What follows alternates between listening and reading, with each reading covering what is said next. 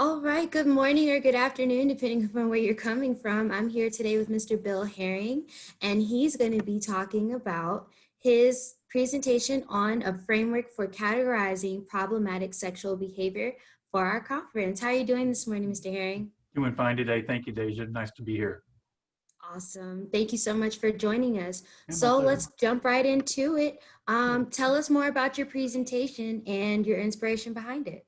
Sure, thank you. So I'm really honored to be giving this keynote address on the this framework for categorizing forms of problematic sexual behavior. This is a topic that I've been pretty passionate about for a good number of years, which I will talk about in the actual presentation.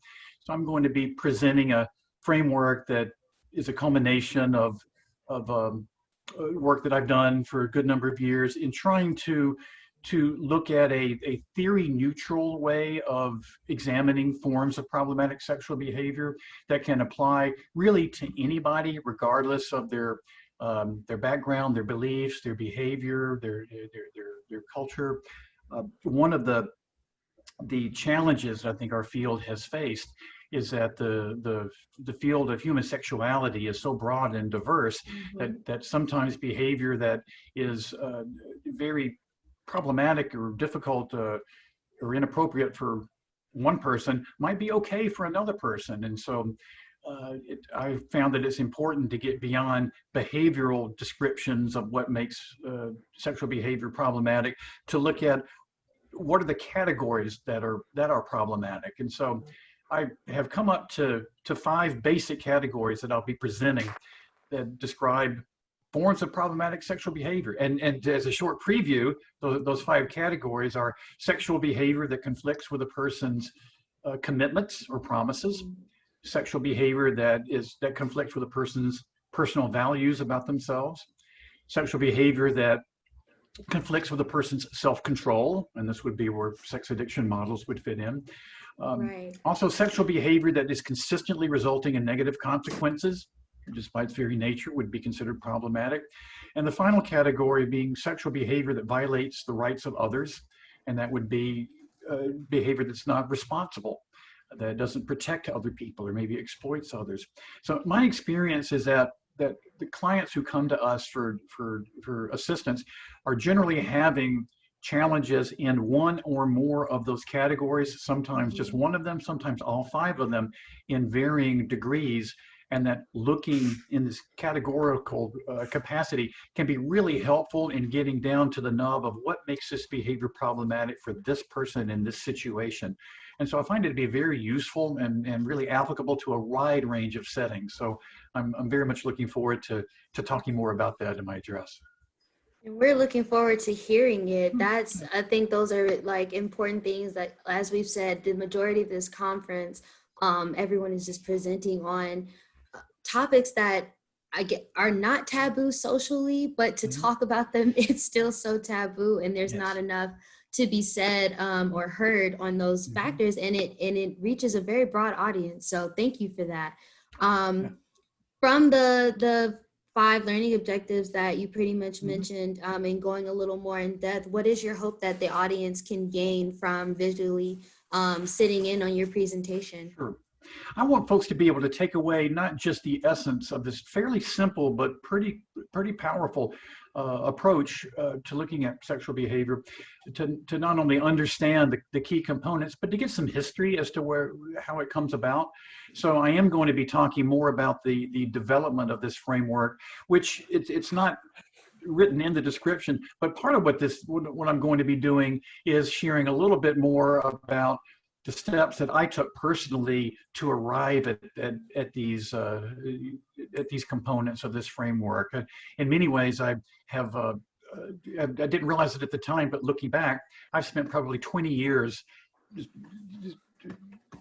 coming to terms with with this very question. And so I will share more of a historical perspective on that, which includes talking about the concept of sexual health, which I'm very heartened that I think for some time years ago, the phrase sexual health was kind of a euphemism for folks, but there wasn't really Yeah. much of a true idea about, well, what does that mean?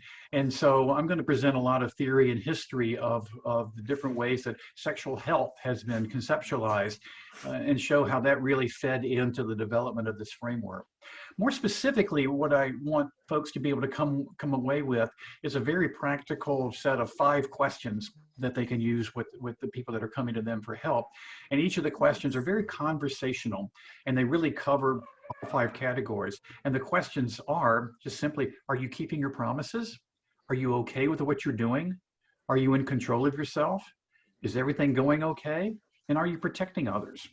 And then in those conversational questions open up a vast array of dialogue that then, I think, in a very non-threatening way, help folks to be able to examine their own behavior, and then again be able to fine-tune a sexual health plan that addresses any of those questions that can't be answered in a positive way. So I'm looking forward to talking about that, and it's going to be a fun presentation. Almost definitely. We Good. can't wait. I think, yeah, you hit the nail on the head, because we recently, there's so many conversations surrounding guilt and shame that are associated not only with trauma, but specifically sexual trauma. And, you know, for victims and for addicts, this is all sexual trauma. So I'm glad that we're getting conversations started about it. I So love it. Yeah. of course, obviously, we're having to do the conference a little differently this year, given, you know, telehealth and this shelter in place with the pandemic. What have been some pros and cons for you as far as like professionally, and then what are you anticipating them being while having to present this year for the conference? Because I believe it was last year you won the Carnes Award with us for presenting. Yeah, congratulations again. Thank you. Thank you. Thank you. My pleasure. So yeah, tell us a little bit more about that. What's telehealth like for you? Sure. Well, I can start on the reverse end of it. You know, what I miss obviously is coming together actually with people, whether it's, you know, with clients one-on-one, but especially with the conference. You know, so much of the joy of coming to a conference like SASH is to meet colleagues and to be able to just fellowship and to see people I may not see but once a year. So there's not going to be an opportunity to go off for dinners and so forth with folks with that. And so that's, you know, it's kind of a bummer, but hey, that's the reality that we live in. What can And we do? I've taken, yeah. And I think that actually there's a lot of positives that come out of this. I'm actually pretty excited about the not just telehealth, but I don't know, teleconferences. This year, when I needed to get some of my own continuing education and wound up doing more online training, pretty quickly I realized I like this, because I'm in my own environment. If I need to take a break, I can go do something. I'm already here at my place, and it's a little bit more flexible. And you know, I can wear my Zoom shirt, and you know, everything else past that, it doesn't much matter. And so I think there's a lot of portability that I'm noticing is can happen when it's just all online. And listen, honestly, not having to book a plane flight, not having to book hotels, and just being able to just show up and get this high quality education, I think is in my mind the way I would like to see things go in the future. Even if and when we no longer have all of these restrictions, I can imagine that some of this is here to stay, because it's just very, I think it can be very very easy. So I don't think there's going to be a drop off in the learning potential at all. If anything else, it might even heighten people's ability to stay focused and to stay present, because they're in comfortable environments and get to go to the workshops that way. And part of what I love about what SASH is doing this year is offering the opportunity to just take a few of the trainings and not necessarily attend the entire workshop. And I just think that's a really useful model. So I think this is going to go just fine.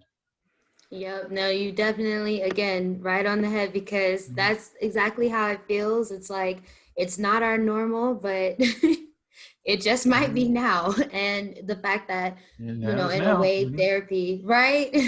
And therapy is like, in a way, just now it's like, met social media in a sense, to where we have this broader audience and we're able to talk about so many different things because it encompasses so many people's lives. So most definitely. Well, thank you so much, Mr. Herring, for your time today. We look forward to meeting with you and seeing you on October 16th.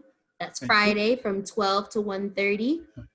And listening to what it is that you have to share with us regarding problematic sexual behavior and all that surrounds it. So thank you again so much for your time today, and we cannot wait for your presentation. It's my pleasure. Thank you so much, Deja. Thank you. Have a good one. You too. Now. Bye.